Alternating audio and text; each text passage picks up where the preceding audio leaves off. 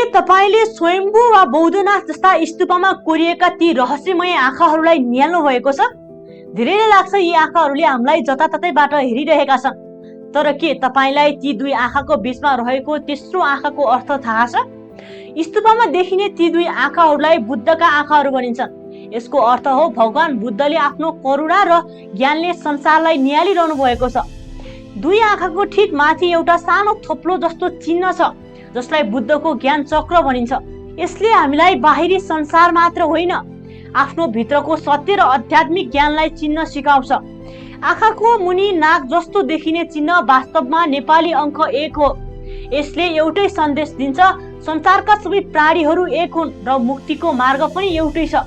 यी आँखाहरूले हामीलाई सधैँ सही बाटो हिँड्न र मनमा शान्ति राख्न प्रेरित गर्छन्। हाम्रो गौरवशाली संस्कृतिमा लुकेको यो गहिरो अर्थ बुझौँ र बुद्धको यो शान्ति सन्देश सबैमा फैलाऊ।